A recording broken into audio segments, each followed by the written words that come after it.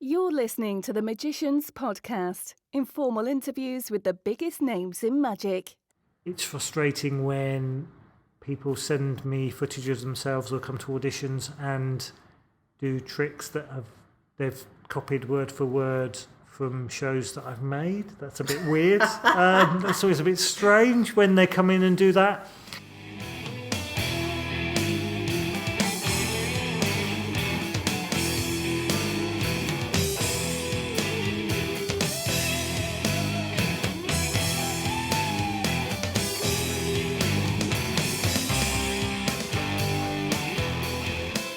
Hello everybody, thanks very much for tuning in to the Magicians Podcast. This week's guest is Anthony Owen. He's the head of magic at Objective Productions. If you've watched any magic on TV in the last 15 years, there's a very good chance Anthony was behind the camera producing it for your enjoyment. He's worked on everything from Monkey Magic to Barry and Stuart's TV show, Derren Brown and Help My Supply Teacher Is Magic, to name just a few. Anyway, before we get to the interview, a few of you have suggested that I should introduce myself.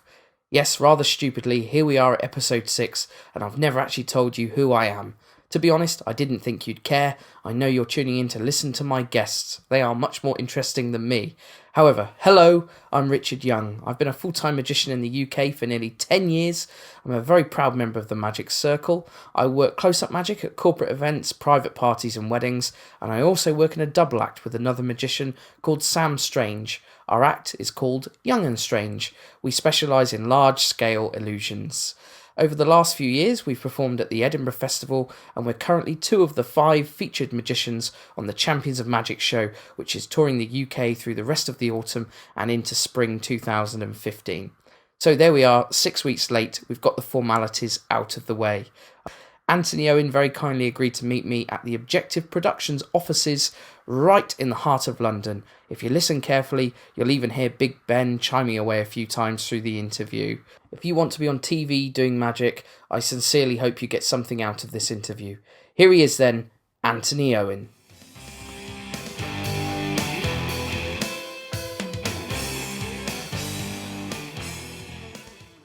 Good stuff. Anthony, thanks for doing this. Really appreciate it. Thank you very much for asking me. I'm flattered. How are you? I'm very well, thank you. How are you? I'm all right, thanks. I wanted to start right at the beginning because I think there's some things that no one has ever asked you before, and that is just, your childhood and how you got into magic, that kind of thing. I was 5 or 6 years old and I got a magic set as a Christmas present. And I can never quite remember whether I was watching Paul Daniels on television and I was into magic before I got the magic set, or if they were about the same sort of time. If I was 5 or 6, it would be about 1977, 1978. So probably it was before Paul Daniels was on television. But I remember that Ray Allen had a children's program on television called, I think, The Magic Circle, and I remember being a fan of that and loving watching magic on television, and remember seeing a children's entertainer magician at my school. So I remember being interested in magic and getting a magic set and becoming really obsessed with that. I think I wanted to be a ventriloquist, and then I got a magic set at the same time that I got a ventriloquist doll, and for whatever reason the magic set sort of stuck with me in a way that the vent doll didn't, probably because it was easier, and the vent doll actually required a bit more skill that I couldn't quite master at the time. So that's how I got into magic, and then I started reading books from my local library, from the children's section on magic.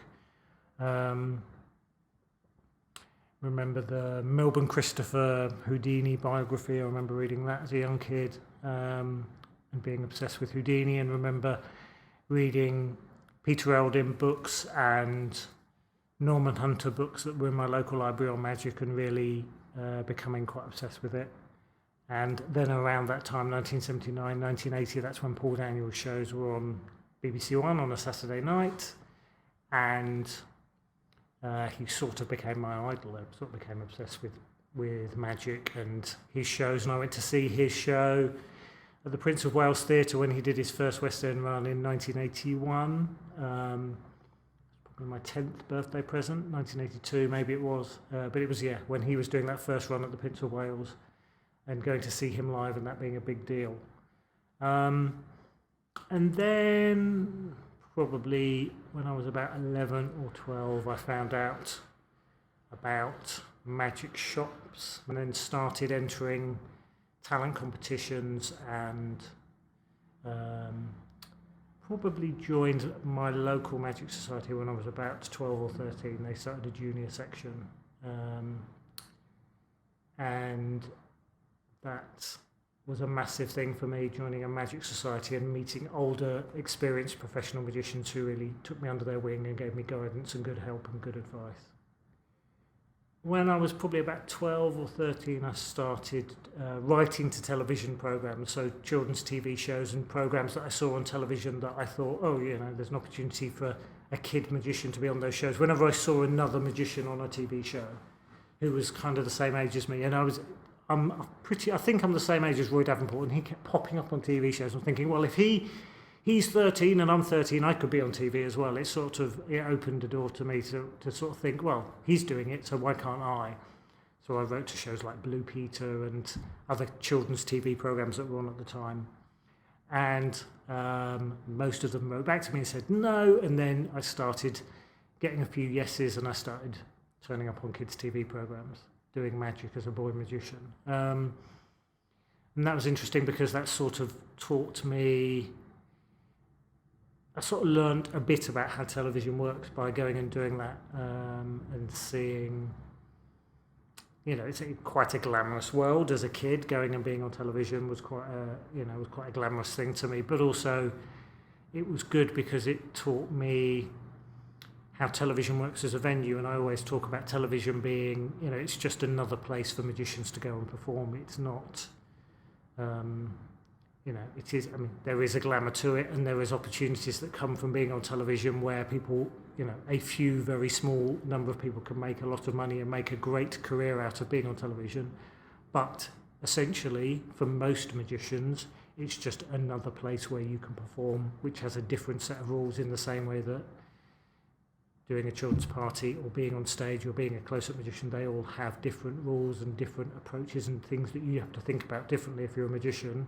And television and filmed magic, and television now just means anybody who's filming themselves doing magic, and that can be putting it on YouTube or sending it to potential bookers.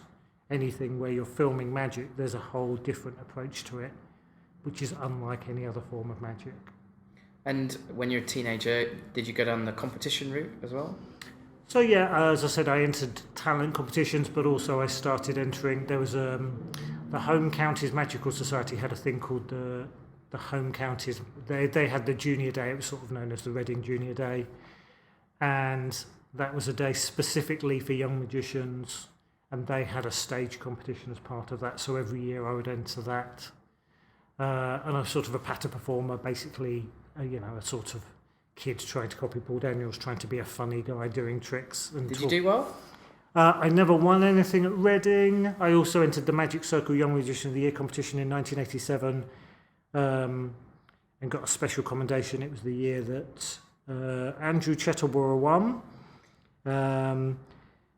But Roy Davenport was also in that year. Scott Penrose was also in that year. Trying to remember. Roy Lee was also in that year.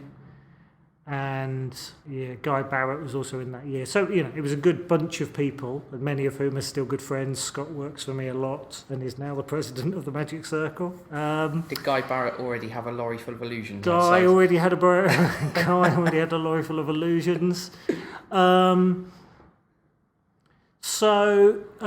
Young Magician of the Year, that was a big deal for me at 14, because I remember reading about it in the Paul Daniels Magic Annual, and reading about this guy called Andrew O'Connor who won it in 1981, and reading about the history of that competition and all the people that had won it previously, like Russ Stevens and Johnny Hart, and these big, people who I perceived to be big names in magic. So for me, entering that competition was a big deal when I was 14. And the Reading competition was kind of, that was a good opportunity, a place for young magicians to compete against each other.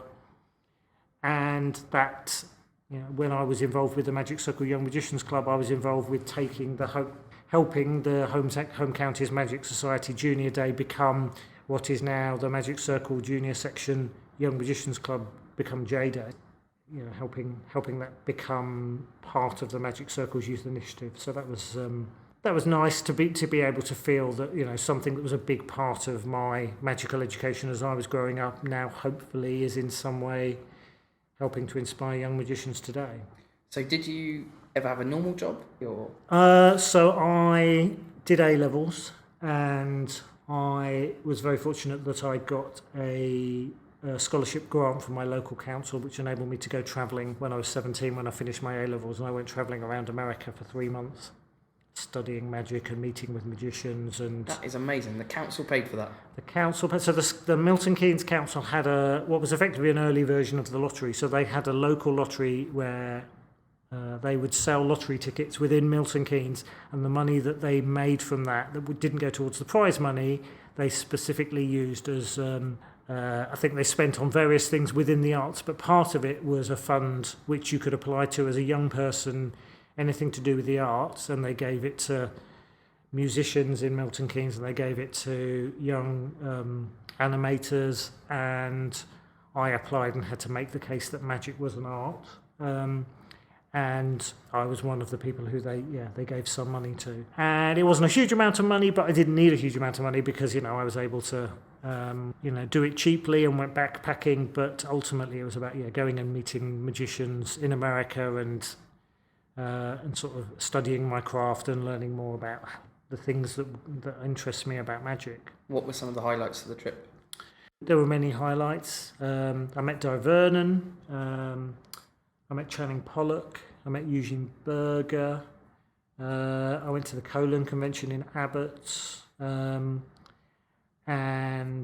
I got to spend a lot of time in Chicago. So as a sort of young kid growing up, I loved reading. I'd loved reading magic magazines and reading old books, and I was really lucky that in the magic societies that I joined, particularly the Northamptonshire Magicians Club, the magicians who sort of took me under their wing and gave me advice early on said one of the best things to do is to read about magic and read everything about magic and read old magazines and read old books.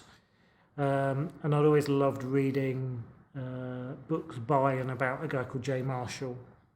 And he and his wife, his second wife, Frances, had a magic shop in Chicago called Magic Incorporated.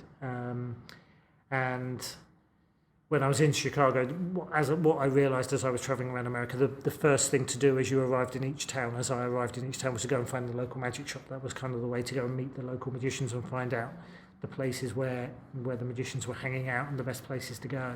And so I went to Jay and Francis's magic shop, Magic Inc., and I got to meet Jay, and they were very kind. They had what was effectively a house at the back of the shop, which was an empty house, which was kind of affectionately known as the Charlie Miller Suite, and that's where Charlie Miller would stay when he was in Chicago, and that was that basically became my base in Chicago for a month, and I stayed there and would basically sit in the magic shop every day just listening to Jay Marshall talking about being on the Ed Sullivan Show, working the Palladium, working with Channing Pollock, just hearing all these amazing stories about this guy who had an amazing career in magic and in television, and was a hero to me, and not a cantankerous old man, but certainly one of those old wise guys who'd been there and done it, and offered really good advice and had amazing stories to tell. And him and George Johnstone, who was another magician from Chicago, they always described themselves as the sunshine guys of magic, because there was these two elderly gentlemen who had seen a lot in their time, and listening to the two of them was great. And as a kid growing up, I'd always enjoyed spending time with the older, more experienced magicians and listening to them and learning from them, and just shutting up and listening to the advice that they could give, and thinking about what they had to say, and not necessarily agreeing with them, and sometimes having conversations with them. And later on in my career, I got to have what I think is a similar relationship with people like Ali Bongo and Patrick Page, and Billy McComb, and listening to those guys who had amazing careers and had amazing advice to give. And often I think magicians are made on stage in performance in front of an audience. You listen to the audience and you get the feedback, and that's how you become a magician. But also you can become a magician by having mentorship or a collaborative relationship with someone who you trust and who you have an honest relationship with, who can give you feedback. And that's certainly the kind of relationship I try to have with the performers I work with now. For me, not only as a performer, magicians are made when they're performing in front of an audience, but also they're made in those private conversations that you have off stage with someone who you trust, who has a critical eye, and who you can have an honest relationship, who can say to you, well, that wasn't good enough, or that wasn't funny enough, or, well, that's just a thing that you've seen Derren do and you're copying it and you're using the same line. That's not good enough. Those people who you can have that relationship with, for me, magicians are often made by having those conversations on the telephone or in the car on the way back from a gig late at night, or on the way back from the magic convention when you're talking about people and you're going, why did that act really score well with the audience, and why was that act dying on its arse? As you have those conversations and you analyse why things work and they don't work, I don't know. I think people become better by having those kind of conversations. And my time in Chicago, my time in America, travelling around and having those kind of conversations with magicians there was kind of an important step for me on my career. And so as you move into becoming an adult, was it immediately, did you try and figure out a way to make a living from it doing close-up magic, or were you immediately looking at a route into television at that point? No, television, no, I wasn't looking at television. I wanted to do magic for a living. I decided I was going to go and do a media degree, and I decided not to do that because I knew that I wanted to make my money from doing magic. And my parents were still supporting me, and I was living in Milton Keynes, and I was doing children's parties and doing a bit of close-up magic. But then I started working for Marvin's Magic, for Marvin Berglas. And so that was kind of the closest thing I ever had to a proper job before I became a television producer and now have what I guess is a proper job. But I worked for Marvin, and that was... How long did you work for Marvin for? I probably worked for Marvin for a couple of years.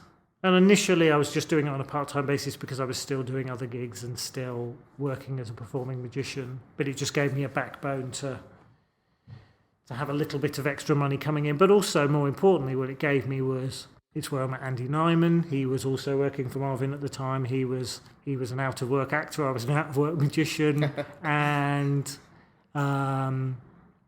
that's where we met, and he was just getting into magic. And, I was one of the first magicians he met. The first week I was there, I had a work experience kid who was coming to do work experience working for Marvin, who was a 15, 16-year-old kid who didn't know magic but loved magic, and that kid was Stephen Mulhern. Wow. Nick Einhorn was working there. It really is like a who's who. So, yeah, I mean, it was, and I think you can look at any period of time in terms of people who've worked for Marvin, and at different times there's been different people there, but, it just, it was a good time, and Mark Paul was my boss, and, we had a great relationship, and he became a great friend, and we became business partners for a while after that. That was Dynamic FX? So we went on to form a company called Dynamic FX with two other guys who worked for Marvin previous to that, called Paul Andrews and Nick Reed. And you were specialising in sort of magicians for corporate events. Was that the business model? That was the business model. Whether we did much of that, I think that was the impression we gave. I think we were busy at Christmas and we were quiet the rest of the year. Is this around 98, 99, around that sort of time? Probably around 98, 99, yeah, I think. And what was the market like at that point for close-up magicians? Was it popular, or was it more of a niche thing? Was it just picking up? I think that it was pretty good at the time. I think, there'd always, Faye has always been a huge influence over the London close-up magic scene in terms of, the corporate world. And Nick Pico had been a kind of big mover and shaker previous to Dynamic Effects setting up. So, I don't know if it was the peak of a good time before things changed and companies weren't spending money on corporate entertainment. What sort of fees were close-up magicians getting around that sort of period? I don't know. As much as you could get and not as much as you told people you were getting. Right. Probably Nothing's changed. Not unlike they are now, I suspect. Yeah, never quite as much as you told people you were getting. I don't know, and so the key players have gone on to continue to be key players. You know, Nick Einhorn had always worked then and always works now, and Mark's gone on to be an incredibly busy cruise ship magician. You know, Mark's goal was always that he wanted to be a stage performer. I wanted to make the move from being a close-up magician. So what's really interesting, around this period of time, I was a kid growing up, and every Saturday, well, not every week, but a lot of the time on Saturday mornings, you would pop up in the studio at Children's BBC, and you would do a little trick between programmes. So you were still, even though you created dynamic effects, you were still plugging away the same thing you mentioned earlier right into the TV shows. And is that a key to a lot of it? It's just perseverance, just keep trying to get in.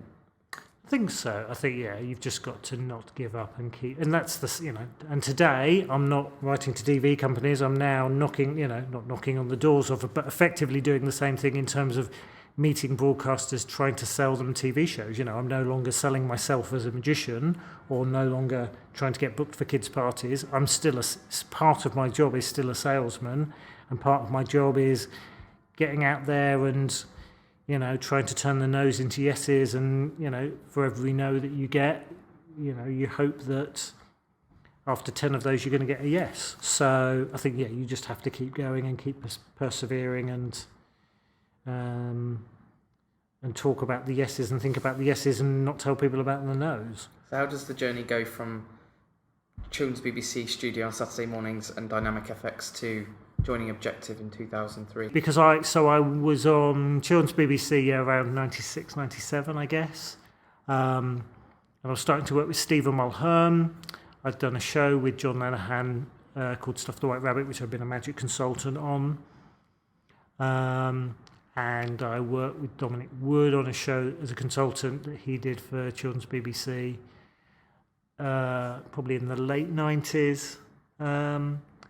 And then I was aware of Objective, and I sort of had ambitions to produce. So I'd been a consultant behind the scenes on magic shows on television, and Mark Paul and I worked on Paul Daniels' last series for the BBC.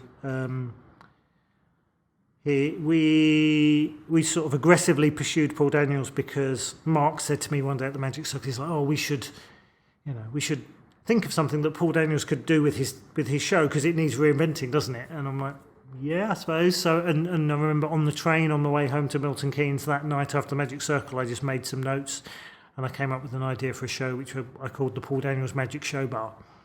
And in my head, it was sort of a cross between Wheel Tappers and Shunters, which had been the show that had made Paul Daniels in the UK, a show that Granada had made that had been set in a kind of working men's club.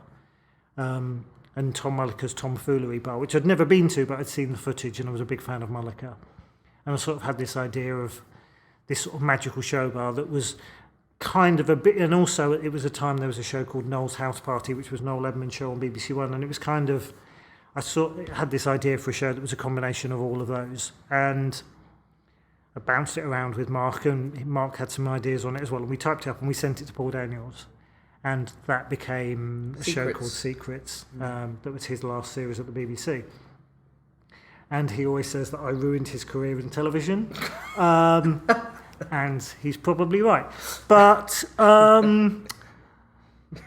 so that was a big, for me that was a big step as well, because that was a guy who was my childhood hero, whose shows I'd watched as a kid, and then I was working on the show behind the scenes, and I got to know Ali Bongo, and I got to know Barry Murray and Graham Reed, and Andy Walmsley, the set designer, and all, that was an amazing opportunity to be 22, 23 years old, and there's a show that I'd sort of helped to create that was in Studio One at the BBC. That was a massive thing. And Stuff the White Rabbit. So all of those shows, I was kind of realising that, actually, whilst as a kid I thought, being a magic consultant like Ali Bongo and Patrick Page, that's my goal. But then, whatever you do, you always think, oh no, that's not my goal. My goal is the next thing. And then so it's like, oh no, I want to be the producer because that's the person who makes the shows, that's the person who ultimately has control of this thing. And we have this idea that the director's in control, but actually, the director has a level of control over the look of a thing. And certainly with movies and Hollywood movies, the idea of the director as the auteur and the person who's creating the vision of the thing, that's probably true. But in television, it's much more the producer, and the executive producer is the person who creates the show, sells the show, hires the people, works with the people who appear in the show to actually make it happen. So I sort of realised, and also I was very aware of John Fisher and the role that he played in the Paul Daniels TV shows and the Best of Magic and his incredible career in television. So for me, he was also and continues to be a hero. And I worked with him when he was at Thames Television. I worked with him on a pilot. And so I sort of had this idea in my head that actually what I wanted to do was I wanted to be a producer rather than a consultant. And Andrew O'Connor and Objective gave me that opportunity. Stephen had a show for Children's ITV called The Quick Trick Show. And again, I sort of aggressively pursued Michael Ryan and Andrew O'Connor, and our paths crossed a few times, and I made it very clear that I wanted to work with them. And they hired me initially as a consultant on the Quick Trick Show. What did you have to do to get hired? What was the... I said you pursued them, but what was the... Why did they take a chance on you, looking back, do you think? I don't know. I think, I sent them ideas which I think they liked. And, I had a good friendship with Stephen, and I'd worked with Stephen on a few things. So I think, Stephen Mulhern was saying to them, you should hire them. And we met a few times. We met at Monday Night Magic, which was a show that I ran with John Lenihan. And also, I had a bit of a track record. I'd done stuff like Rabbit. I'd done Secrets. I had, by that point, I'd kind of proved myself. Whether Pat and Ali put a good word in for me, I don't know. Probably Pat didn't, but Ali probably did. So I'd done some interesting things, and for whatever reason, they took a chance on me. They'd seen what I'd done with the Magic Circular, the Magic Circle magazine, and I try to feel that I do the same thing in my work today. As you see a young person who has potential and who has good ideas, and I try to surround myself with people who make me look better. And I think that's a good thing that everybody should do. You should surround yourself with the most expensive. Not the most expensive, the best people that you can afford, because together you'll make something better than you can make alone. And, for me, the best magicians in the world are the ones who surround themselves with talented people and inspire those talented people, and together they do good work. If you look at not only Paul Daniels surrounding himself by a brilliant team, but David Copperfield, David Blaine, Derren, all of the big stars, the successes in magic, if you look back on the people who've really broken through, they have surrounded themselves by people who are talented, who make them better than they are if they were alone.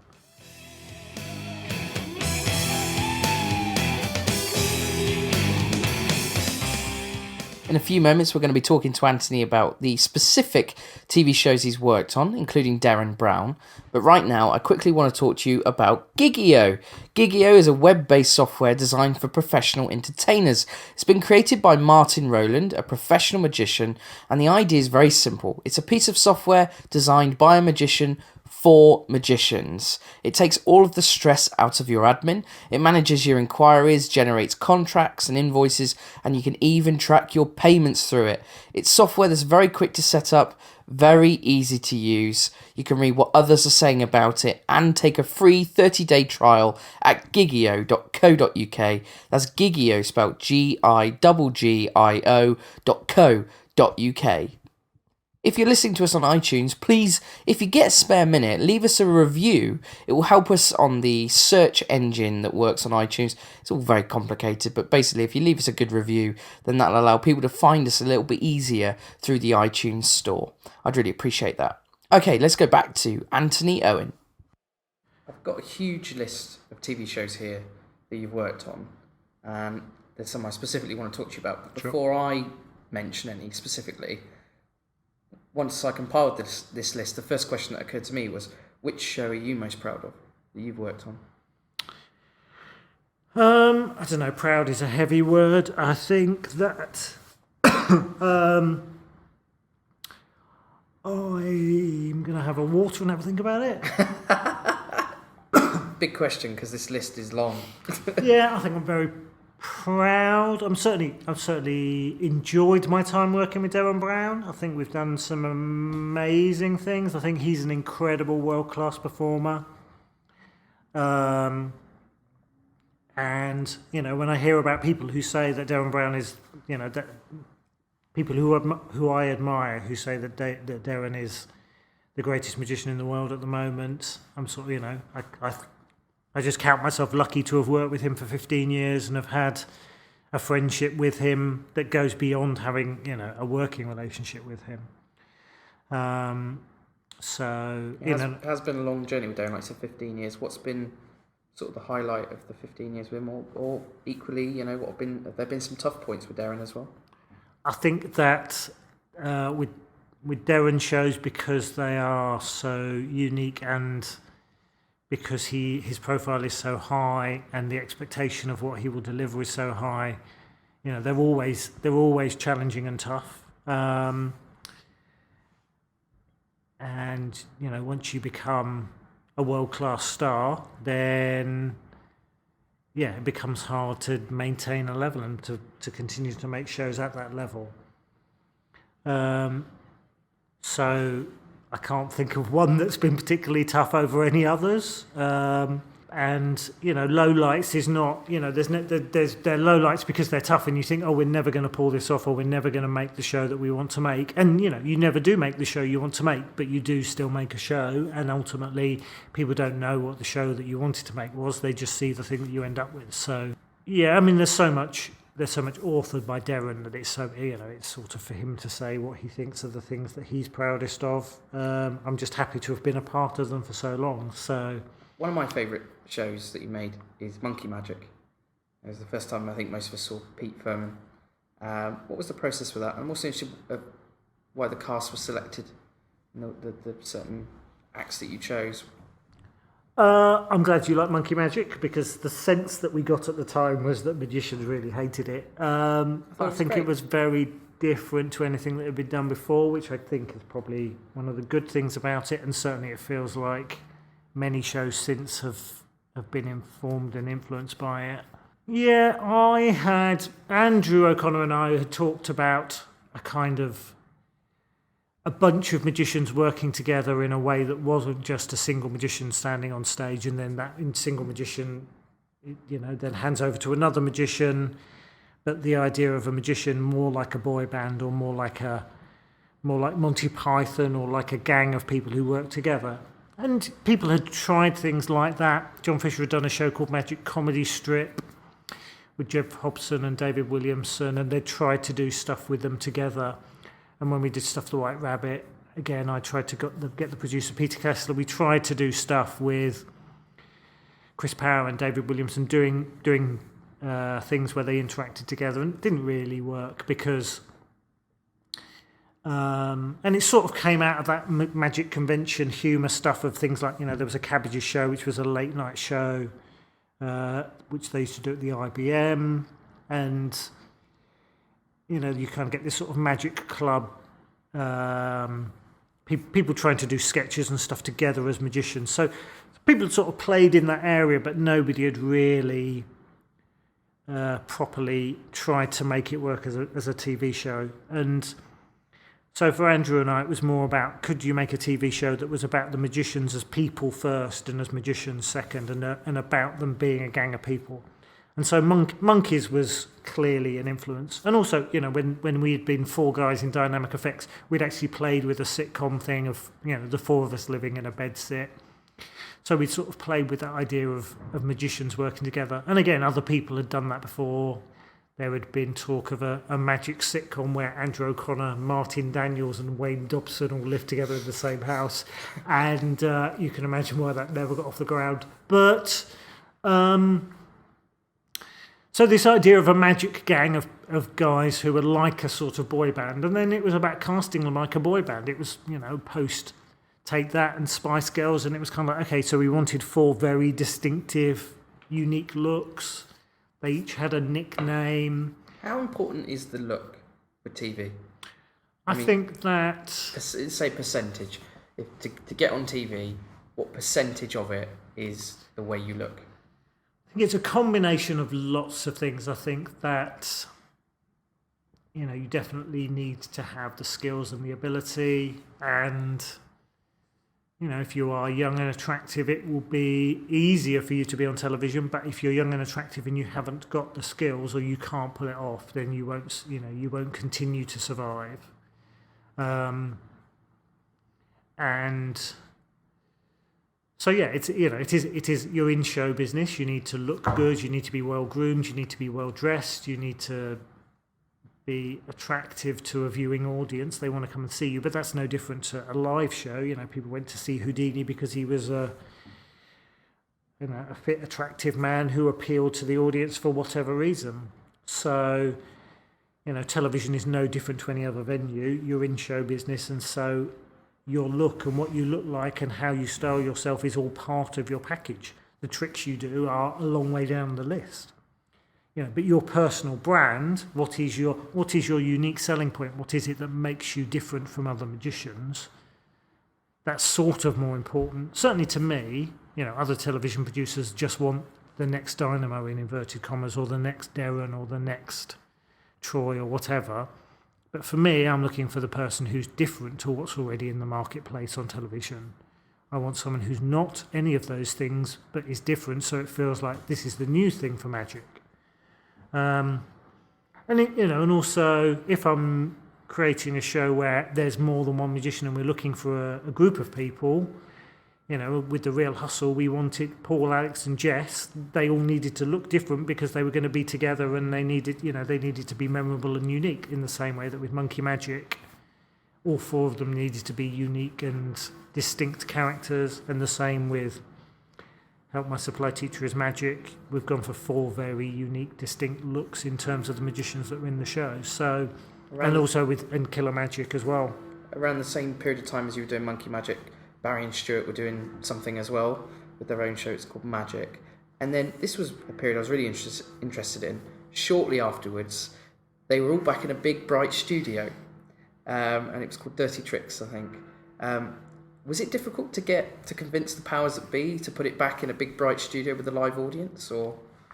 Actually, that was the powers that, when you talk about the powers that be, it was actually Channel 4's idea. It was Andrew Newman, who was the head of entertainment at Channel 4 at the time, and is a magician. He's a member of the Circle, and he's now my boss. He now runs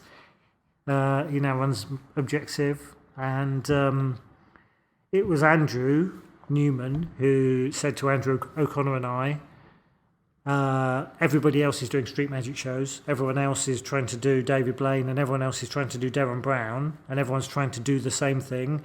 So what Channel 4 should be doing, as the channel that does the new cutting edge things, why don't we do the reinvention of the studio magic show? Why don't we take the Paul Daniels magic show, turn it on its head, take the best of magic, turn it on its head, and take all of the cool young magicians who are doing interesting stuff at Objective, take all those people and put them in a studio.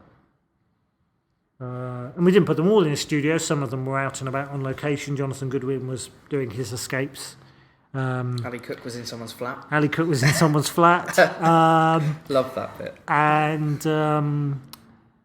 so that's where the idea came from. I mean, we'd always continue to be pursuing magic studio shows and different ways of doing magic for different broadcasters. But it was Channel 4 and Andrew Newman who came to us and said, why don't you put them all in a studio? So obviously, I'm not sure the exact period of time here, but around maybe a few years before this, you made a TV show which resulted in you being booted out of the Magic Circle. I think I resigned, but I think, you resigned. I think they would have kicked me out if I hadn't resigned. Tell us the story of that. Called Secrets of Magic. So the story of that was that David Britland and Andrew O'Connor and I talked about this idea for a show And, different people had bounced around similar things. David Berglas had talked about it in his book. John Fisher and I had talked about it off the back of The Masked Magician, a kind of thing where... And it sort of came out of the era of The Masked Magician. There'd been this period where The Masked Magician had been on Fox in America, it had been on ITV in the UK, it had been on Sky in the UK. And certainly there was a period where, and I'm sure you got it as a magician, and I'm sure lots of other magicians got, where The Masked Magician was kind of a big thing that everyone was talking about around magic. And there was this kind of sense of people knew how your tricks were done because they knew how The Masked Magician did a version of a trick. And so we came up with this idea for a show which was essentially sucker tricks, where we would we'd show a trick, we'd reveal how it was done, and then we do another version of the trick, disproving the version that we just explained. And this was BBC One as well, right?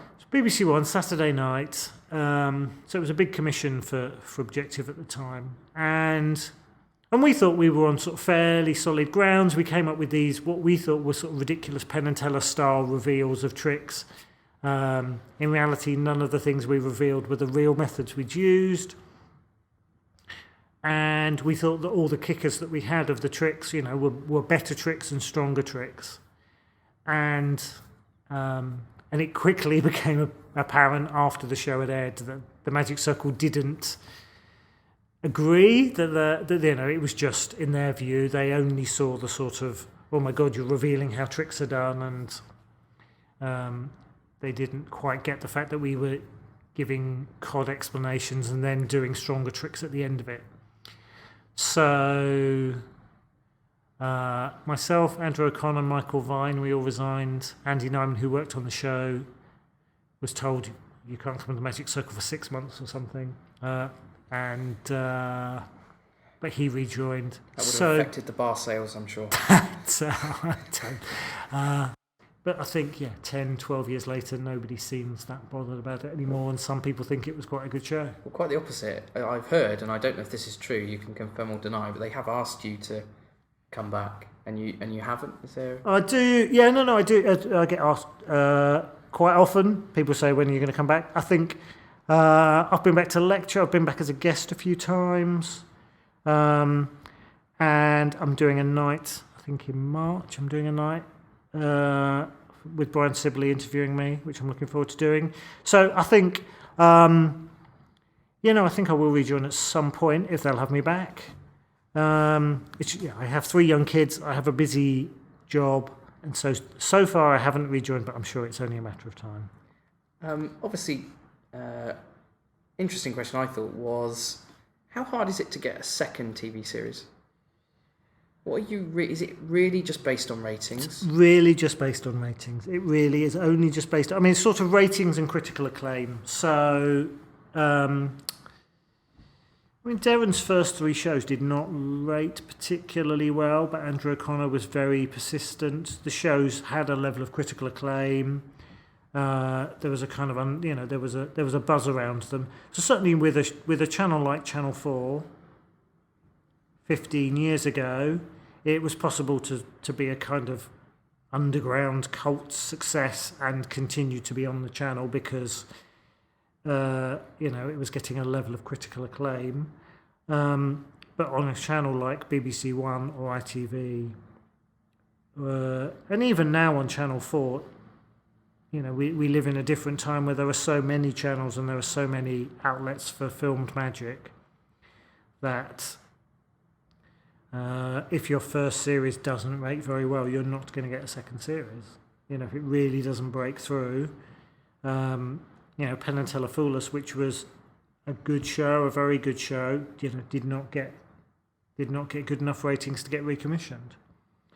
Has YouTube also changed kind of the way you get a TV show commissioned as well? I mean, like Ben Hanlon, for example, was a bit of a hit on YouTube, I think, wasn't he, first, and then...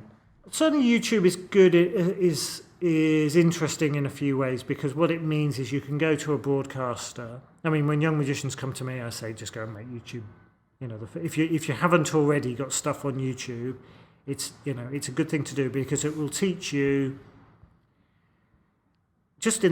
by making stuff, by filming stuff and looking at it and putting it on YouTube and getting feedback from the audience on YouTube, you'll learn a lot of the skills that you need to be a TV magician. And also, if you're getting 1 million hits on YouTube, or even a few, tens of thousands of hits on YouTube. Ben Hanlon wasn't getting millions of hits, he was getting tens of thousands of hits.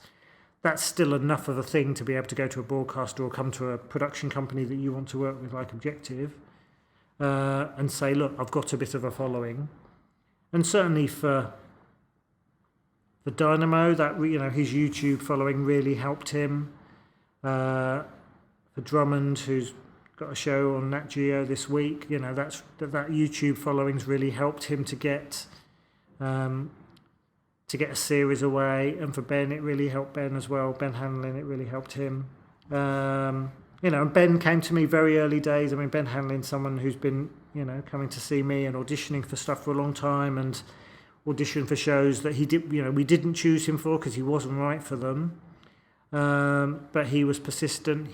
Television was definitely what he wanted to do, and so he just went and made his own stuff and put it on YouTube. And we bounced ideas around, and he found a thing that he could do as a kind of format on YouTube that helped him to get a TV career away. So I'm thrilled for Ben that that's happened for him. Similarly, years ago, Matt Edmondson was a Young Magicians Club member, was very enthusiastic, wanted to be on television, wanted to be famous. And I told him, just go away, get yourself, at the time it was a VHS camera, just film stuff, send it to me. And, by doing that, you'll learn how to be a magician or a presenter on television and develop those skills. And that's what he did. Similarly, Dominic and Stephen, even when they were 14, 15, 16, Dominic Wood and Stephen Mulhern were both, aggressively pursuing television as a goal that they wanted. And because they were so single-minded about it, they've achieved it. Tell me, what are some of your frustrations that you have with magicians? I'm sure you deal with magicians who want to be on TV all the time. What are some of the mistakes that they make in the process of coming to you as a producer who's making a TV show? I would say that Andy Nyman, my buddy, has written a very good book called The Golden Rules of Acting, and I think that every magician should read it. And I think there's really good advice in there on sort of your attitude to work, a work ethic, and your attitude to auditions. It's not, if you don't get picked for something, it's not that you're not the greatest magician on the planet. It just means you're not right for that job. And ultimately, that's all it is. It's a job. And when I'm looking for magicians for thing, I've got I'm looking with certain filters. I'm looking for someone who's right for a certain channel, right for a certain time slot, right for a certain format that I have in mind. So, if it's a no, it's just a no. It's just a no for now. It's just a not yet. It's not for this thing. So, I think magicians need to keep that in mind. It's frustrating when people send me footage of themselves or come to auditions and do tricks that they've copied word for word from shows that I've made. That's a bit weird. That's always a bit strange when they come in and do that, and then they have no idea who I am or what shows we make. That's always a bit strange, albeit quite amusing. So yeah, I would say if you're gonna pitch yourself to Objective, don't send footage of yourself doing tricks that Barry and Stewart or Derren or Pete Furman have done. So that's always weird. But yeah, Andy's book is brilliant, so I would read that book and follow that advice.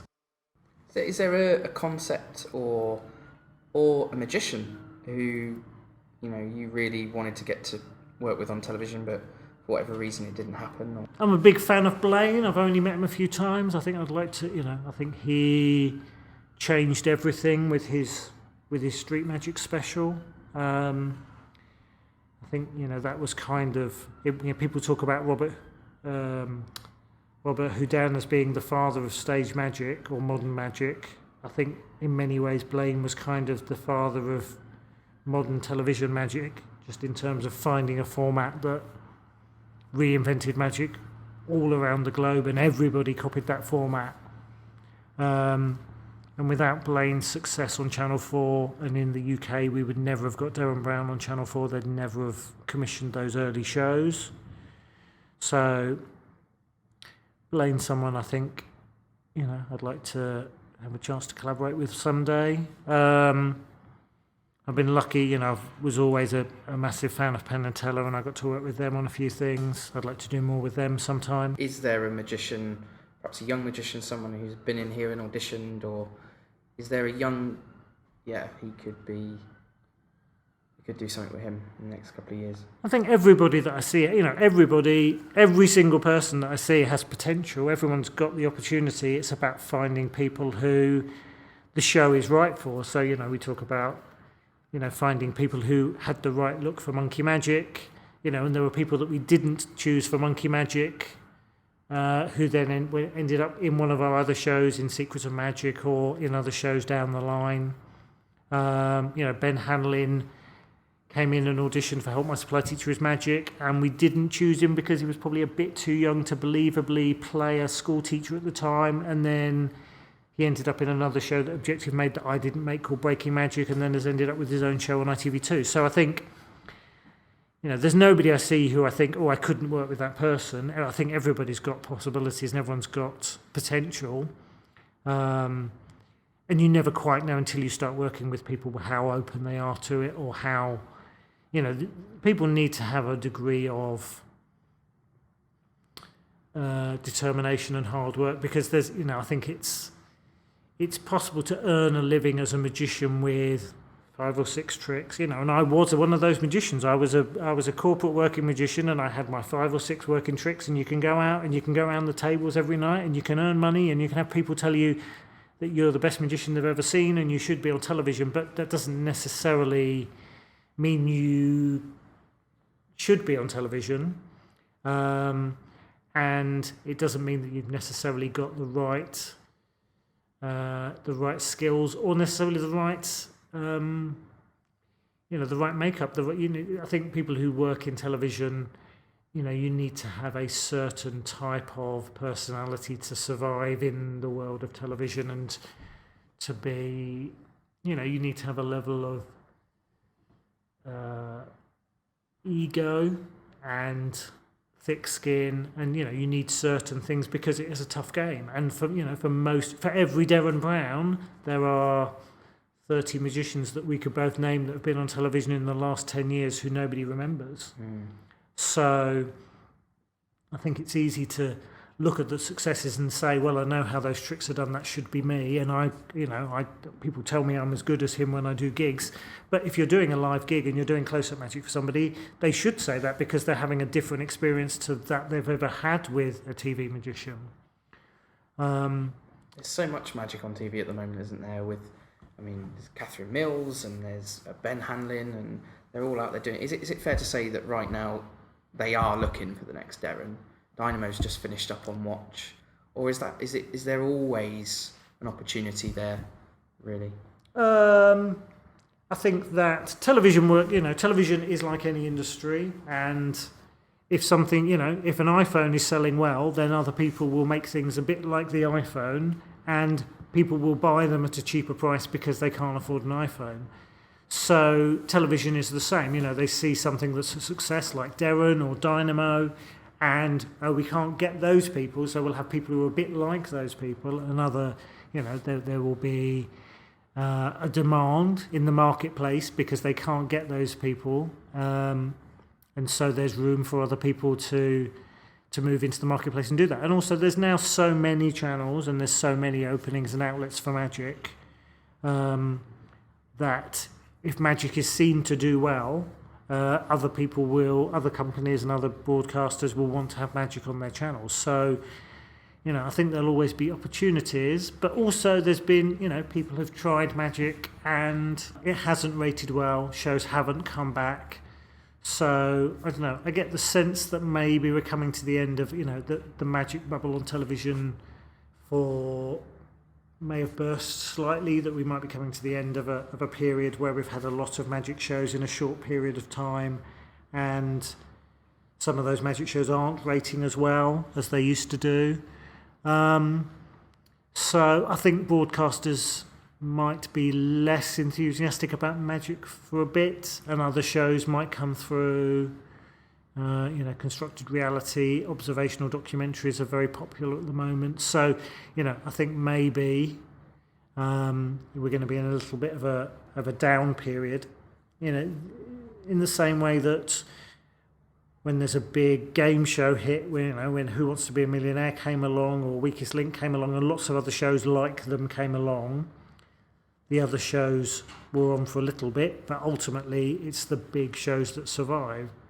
Shows like, people try to copy shows like X Factor, and the other shows aren't as good, but the big star show will survive. Big Brother will always survive, and other reality shows will come and go. But that's the one that is the super brand show. So, the aspiration is to try and maintain delivering good shows with big stars.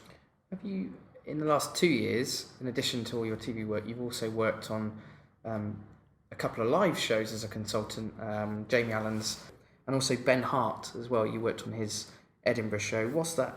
How is that different for you? Is that a process you enjoy? Is that a direction you want to go in, working on live shows? Definitely. So I directed Jamie's show. I directed Ben's Edinburgh show last year, The Outsider. I co-directed. We did a live version of Help My Supply Teacher is Magic, which is another show that I make.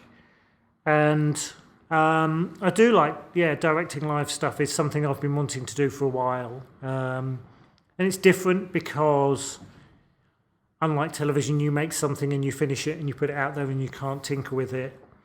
With a live show, it's never finished, and that's the joy of, when I was a performing magician, and on the rare occasions when I do perform and lecture, it is, it's something that's never finished, because you can always improve it or change it or do something slightly different the next night and see and get that immediate reaction from the audience. Whereas with a TV show, you sort of have to use your instinct and think, well, we think this is how the audience is going to react to it, but we're not sure, but we'll try it. And you put it out there and nobody watches it, or they do watch it, we live in an amazing age where, thanks to Twitter, you can sit there and immediately the audience will tell you, immediate feedback. It's a scary thing, and YouTube can give you the same thing. You can make a bit of content and you can put it on YouTube, and the people on and that may only be 1% of the people watching the show, but what you get is this immediate surge of. And sometimes you don't get a surge, but when you make a big show like Derren, you do get, a very clear sense of how a portion of the audience has responded to it. And that's what's great about a live show, is you can sit at the back of the room whilst a live show is happening, and you can see this is working, it's not working, the audience has got it, they haven't understood this, they didn't get that joke, nobody's clapping that trick, people have spotted that, so you get an instant feedback. You can have a sense in the room when you're working on something and you think, we think this is going to work, but until you put it in front of an audience. How do you feel it's kind of the way for magic to go in a live direction that feels different? iMagician in particular is very different. It's a lot of magic with technology and things like that. How do you advise in the process of making it appear different from any other magic show that's already out there? Yeah, iMagician was definitely Jamie's vision of what he wanted the show to be, and he was very kind enough to ask me to come and help on it. But certainly in my conversations with Jamie, in my conversations with Ben, with Supply Teacher Live, that was a different thing, because we were kind of trying to reflect what the TV show was in some way. But certainly with Ben and Jamie and other magicians I'm talking to, for me, it's about finding the gaps in the market and trying to do something that's different. I'm no interest in working with someone who wants to be the same as Derren, or someone who wants to be the same as Dynamo, or someone who wants to be the same as Copperfield. I want to work with people who want to find the new gaps in the marketplace and have an audience come to that new thing that's different to something that's already out there.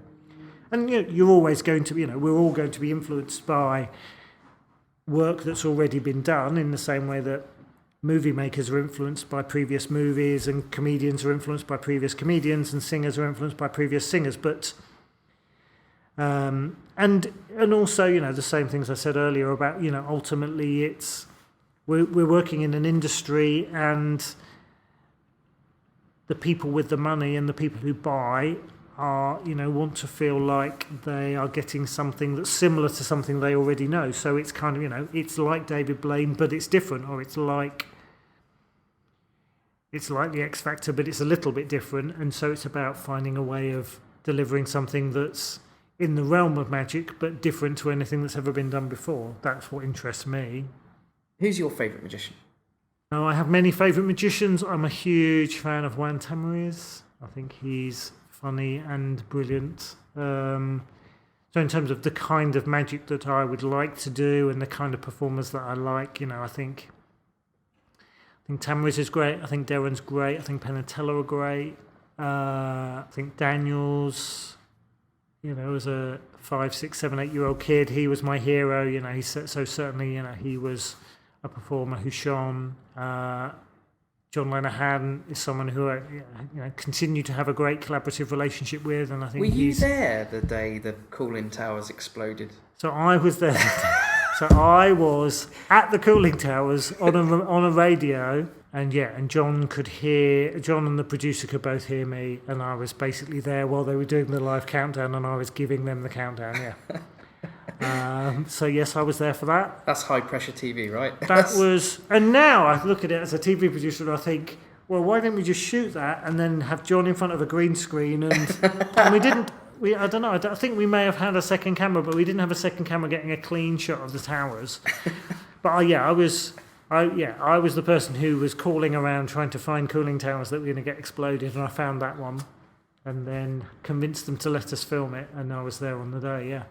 There's 3 going down in Oxford in 2 weeks' time if you want to film it again. Great, if anyone wants to do it again. But so, John, Matt King. I'm a massive fan of Matt King. I love people who are, who in and of themselves are entertaining. Tamariz or Mullica, I'd happily watch them read the telephone directory.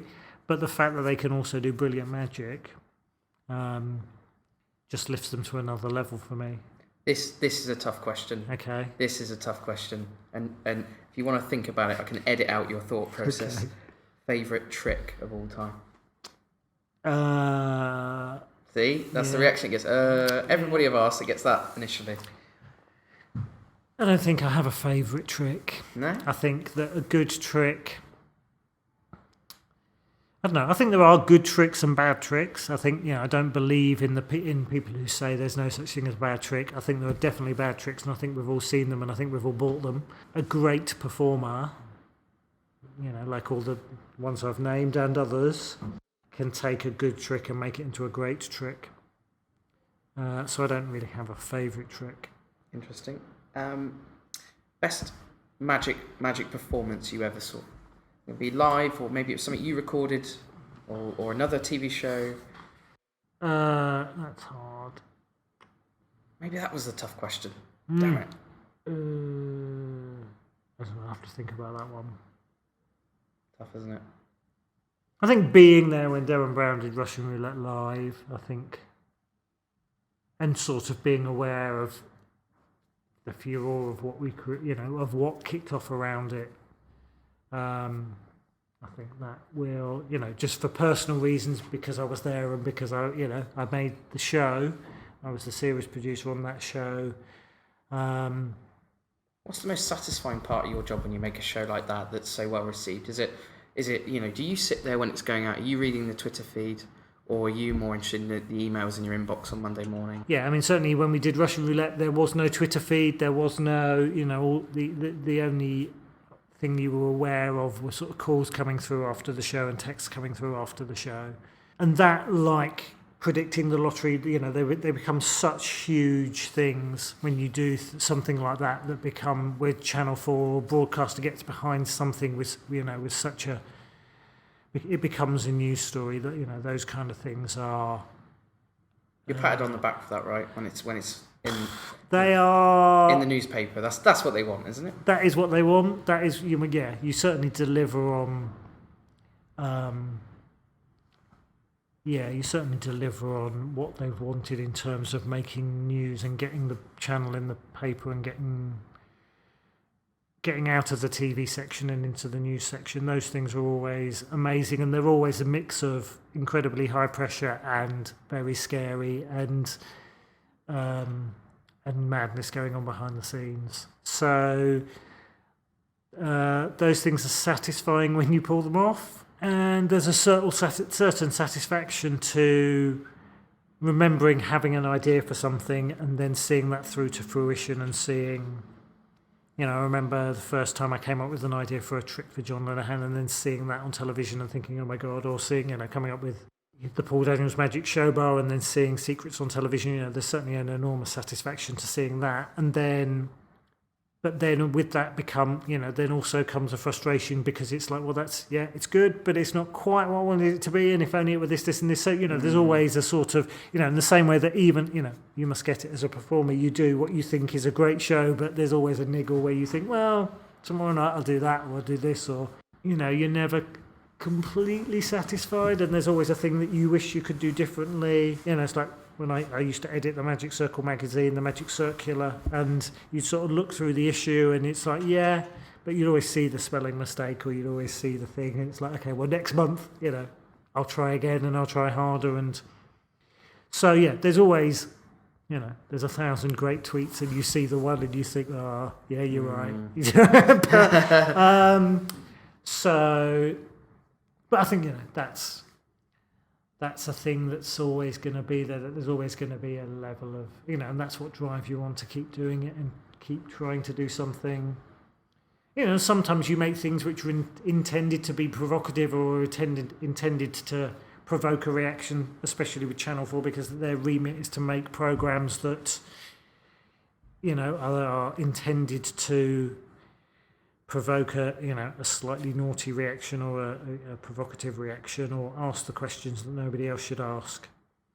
You touched on this earlier with television, but actually I want a bit more of a general, not television specific. What advice would you give to a young magician? Not necessarily one who wants to be on TV. Sure. Just a young magician who wants to be a magician for a living and wants to be a huge success. I would say just get out there and perform. I remember Pat Page saying something like, if you want to be a good magician, just be out and performing every night. Go and find somewhere. If you want to be a rich magician, don't, only perform rarely but charge a high price. And if you want to be a great magician, just be performing all the time. Certainly in the early days. And Derren says a brilliant thing about, as a kid, it's okay to copy people because you just need to get the stage time. You just need to get time in front of an audience, perform for everybody, anybody. I mean, when I was a kid, I went and performed at old people's homes and sheltered housing and entered talent competitions and kids' parties, anything to just get your performing chops up, because standing in your bedroom in front of your mirror or, even filming yourself on a camera is a good thing to do, but ultimately you've got to learn how to interact with an audience and real people and get real feedback from real people and respond to that feedback and learn how to perform. I think that's what you need to do. You just need to get out there and do magic. If you're a magician, you just need to be able to get out there and do magic. And it's easy, we now live in an age where people can film themselves doing magic, put it on YouTube, have other people on YouTube say, oh, that's good. How did you do it? Will you make a tutorial? And you probably should make tutorials. You should go out and perform for real people. And also, we also live in an age now which is different to how it was when I was a kid growing up, where you can turn on your computer and you can read magic forums and you can watch people on YouTube and you can spend hours and hours and hours and hours doing that, but actually that's not, whilst that's sort of informing you as a magician, if you're a magician you need to go out and perform magic. Anthony, Thank you so much for your time. I know you're a very, very busy man, so I really appreciate you inviting me in. Thank you for asking me. It's been, again, I'm flattered to be asked, so thank you very much.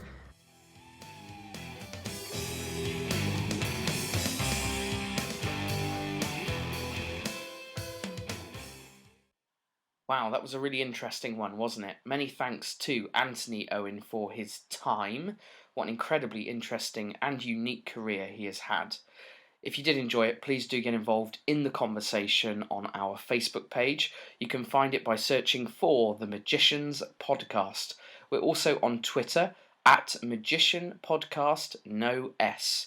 I'm doing this podcast for free, and so are my guests. So in order for me to stay motivated to keep going out and doing these for you, it's really important you provide us with some feedback. Let us know you're out there listening, and if you have any constructive criticism, let me know that as well. If you do, I'll keep putting these out every Friday. With that in mind, I will see you again next week.